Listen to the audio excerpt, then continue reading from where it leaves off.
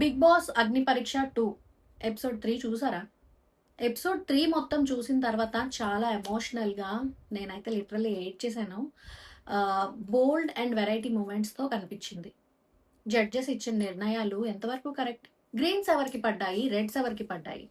Leagues ప్రకారం ముందు ముందు ఏం జరగబోతుంది అనేది కంటెస్టెంట్ వారీగా గుడ్ అండ్ బ్యాడ్ పాయింట్స్‌తో డీటెయిల్డ్‌గా మాట్లాడుకుందాం. ఎపిసోడ్ హైలైట్స్ క్విక్‌గా ఓవర్‌వ్యూ చేసేద్దామా? ఈ ఎపిసోడ్‌లో ప్రధానంగా సృష్టి వ్యాకరణం పంతులు గారు, డిఫెన్స్ అకాడమీ అపర్ణ, నవరసాల ఆర్కే, రాజ్కుమారి డయానా, లయ మరియు వెంకీ వైబ్స్ ఆడిషన్లు జరిగాయి. కంటెస్టెంట్ వారీగా ఇప్పుడు మనం వాళ్ళ గురించి మాట్లాడుకుందాం. హాయ్, హలో, నమస్తే.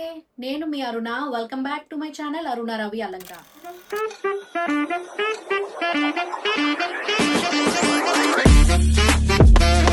ఫస్ట్ అమ్మాయి వచ్చి షష్ఠి వ్యాకరణం. తను ఒక మోడల్, మిస్ ఇండియా కూడా. అయితే తను చూడ్డానికి చాలా ఫిట్గా, పొడవుగా మరియు ప్రొఫెషనల్గా కనిపించారు. కాన్ఫిడెన్స్తో ఉన్నారు. బిగ్ బాస్లో ఫిజికల్ టాస్కుల్లో హైట్ చాలా అడ్వాంటేజ్ అవుతుంది. ముంబైలో ఒక తెలుగు అమ్మాయి మోడలింగ్ రంగంలో సర్వైవ్ అయినప్పుడు బిగ్ బాస్ హౌస్లో సర్వైవ్ అవ్వడం పెద్ద విషయం కాదు. తను అన్ని ప్రశ్నలకి చాలా మెచ్యూర్డ్గా ఆన్సర్ చేశారు. అయితే అభిజిత్ అండ్ సందీప్ నుండి 2 గ్రీన్ ఫ్లాగ్స్ వచ్చేసాయి. అయితే మన బిందు మాధవి గారు మాత్రం రెడ్ ఫ్లాగ్ ఇచ్చారు. ఎందుకంటే జడ్జెస్ ఫేమ్ కోసం వచ్చే వాళ్ళని సాధారణంగా నిలదీస్తారు. కానీ షష్ఠికి కొంత ప్రివిలేజ్ దక్కినట్లు అనిపించింది. బిందు మాధవి గారు మాత్రం రెడ్ కార్డ్ ఇచ్చారు. ఎందుకంటే తనలో ఉన్న టాలెంట్ ఇంకా ఏంటి అని ఎక్స్ప్లోర్ చేయాలి అని చెప్పి హోల్డ్లో పెట్టారు. టాస్కుల్లో మరియు కంటెస్టెంట్లో డెప్త్ ఎంతవరకు చూపిస్తారో చూడాలి. మన నెక్స్ట్ పార్టిసిపెంట్ వచ్చి మన పంతులు గారు. పంతులు గారు గుడ్ పాయింట్స్ ఏంటంటే ఆయన చాలా డిఫరెంట్ లుక్స్తో వచ్చారు. 2 సార్లు డ్రెస్ చేంజ్ చేసుకొని ఎంట్రీ ఇచ్చారనమాట. తన డ్రెస్సింగ్ స్టైల్తో ఆకట్టుకునే ప్రయత్నం చేశారు. తనదైన స్టైల్లో జిగేల్ రెడ్డి పాటకు డ్యాన్స్ కూడా చేశారు, ఎంటర్టైన్ చేశారు. కానీ మన అంతే అంత అబ్బో అని గొప్పగా చెప్పలేము. యావరేజ్గా అనిపించింది నాకు కూడాని. అయితే బిగ్ బాస్ ఆడిషన్స్ కావాల్సింది unique energy and story depth సరిపోలేదు. ముగ్గురు జడ్జెస్ నుండి కూడా ఆయనకి రెడ్ కార్డ్స్ పడిపోయాయి. తను ఇచ్చిన పర్ఫార్మెన్స్కి రెడ్ కార్డ్స్ రావడంతో తను ఫ్రస్ట్రేట్ అయ్యి బయటికి వెళ్ళిపోయారు. మన నెక్స్ట్ పార్టిసిపెంట్ వచ్చి అపర్ణ. తను ఒక డిఫెన్స్ అకాడమీ ట్రైనర్. అయితే తన ఫాదర్ని, తన బ్రదర్ని కోల్పోయారు. కంటి చూపు కూడా సరిగ్గా లేని తల్లిని కాపాడుకుంటూ డిఫెన్స్ అకాడమీని రన్ చేస్తున్న real hard working women. Sreemukhi గారు అండ్ జడ్జెస్ ఆమె అకాడమీని ప్రమోట్ చేస్తానని స్పేస్ ఇచ్చి గౌరవించారు. అయితే జడ్జెస్ ప్రశ్నించినప్పుడు ధైర్యంగా నిలబడకుండా వెంటనే ఎమోషనల్ అయ్యి ఏడ్ చేశారు. ఒక డిఫెన్స్ అకాడమీ నడిపే వ్యక్తికి ఉండాల్సిన స్ట్రాంగ్ మెంటల్ ఎబిలిటీ తను స్టేజ్ మీద చూపించలేకపోయారు. సో మన ముగ్గురు జడ్జెస్ ఆమెకు రెడ్ కార్డ్స్ ఇచ్చేశారు. నెక్స్ట్ మన కంటెస్టెంట్ వచ్చి నవరసాల ఆర్కే. తను ఫిజికల్గా ఫిట్గా ఉన్నారు, పుషప్స్ చేశారు, స్ట్రెచ్చింగ్స్ చేశారు, చాలా హడావిడైతే చేశారు. అభిజిత్ ఇతని తుత్తరపాటును గమనించి కూడా స్పాంటేనియస్గా ఒక యాక్టింగ్ టాస్క్ ఇచ్చి ఆయనకి ఎంకరేజ్ చేస్తూ ఒక గ్రీన్ కార్డ్ ఇచ్చారు. అయితే చాలా మనం చూసింది ఏంటంటే ఆయన చాలా ఎక్కువ స్పీడ్, స్టేజ్ ఫియర్ అండ్ తుత్తరపాటు కనిపించాయి. అండ్ ఇన్విజిబుల్ అయితే అమ్మాయికి ముద్దు పెడతానన్నాడండి. ఇన్విజిబుల్ అయితే అంత చీప్ పనులు చేస్తారని నాకు తెలీదు. ఆయన అంత చీప్గా అమ్మాయికి ముద్దు పెడతానని రాయడం అక్కడ బిందు మాధవికి కూడా నాలాగే కోపం తెప్పించింది. అసలు ఇమీడియట్గా రెడ్ కార్డ్ ఆవిడిచ్చారు. అండ్ మన నవదీప్ గారు కూడా same to same red card ఇచ్చారు. అండ్ మన నెక్స్ట్ పార్టిసిపెంట్ వచ్చి రాజకుమారి డయానా గారు. ఈవిడ రాజానగరం నుంచి వచ్చారు. Best performer of the show అనమాట టుడే.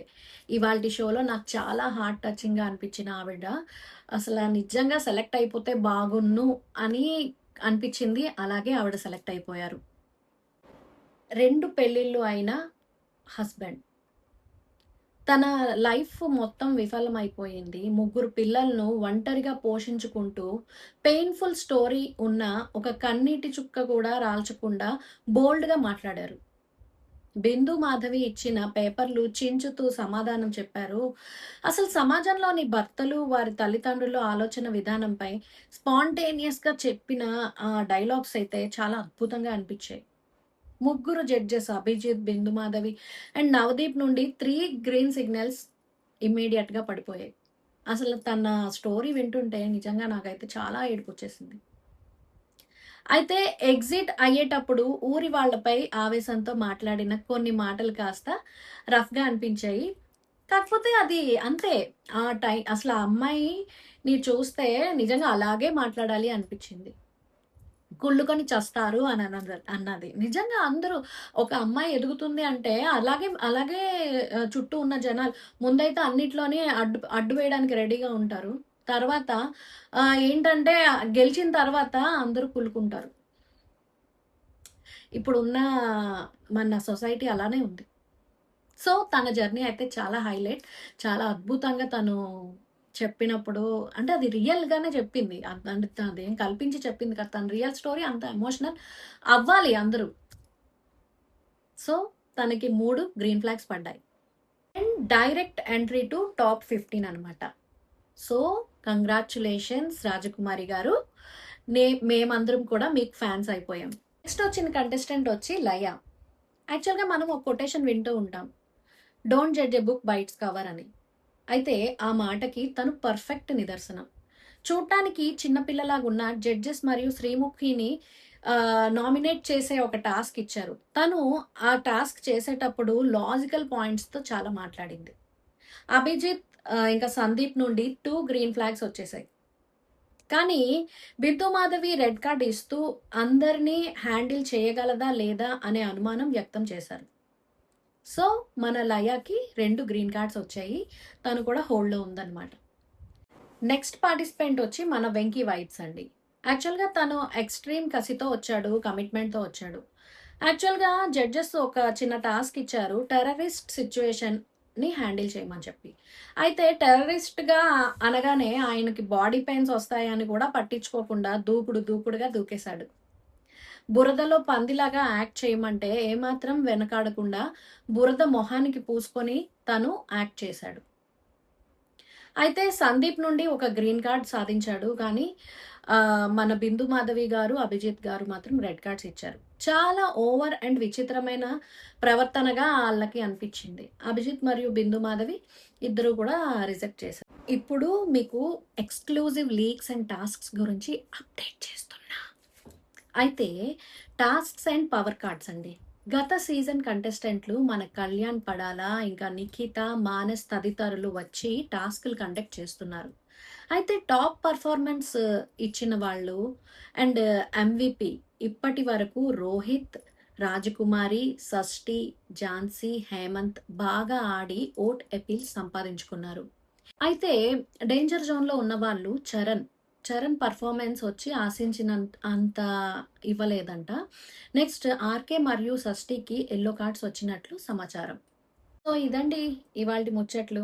ఈ ఎపిసోడ్లో రాజకుమారి గారి కాన్ఫిడెన్స్ మరియు లయ గారి స్పాంటేనియస్ మాటలు హైలైట్ అయ్యాయి. మరి మీ దృష్టిలో ఈ ఎపిసోడ్లో ఎవరు బెస్ట్ కంటెస్టెంట్ అని అనుకుంటున్నారో కింద కామెంట్ చేయండి. అయితే ఇలాంటి వీడియోస్ ఇంకా చేయాలి అంటే మీ నుండి రెస్పాండ్ కొంచెం పాజిటివ్‌గా ఉండాలని కోరుకుంటున్నాను. సో, ఈ వీడియో గనుక మీకు నచ్చినట్లయితే లైక్ చేయండి, కామెంట్ చేయండి, షేర్ చేయండి అండ్ సబ్స్క్రైబ్ చేయండి.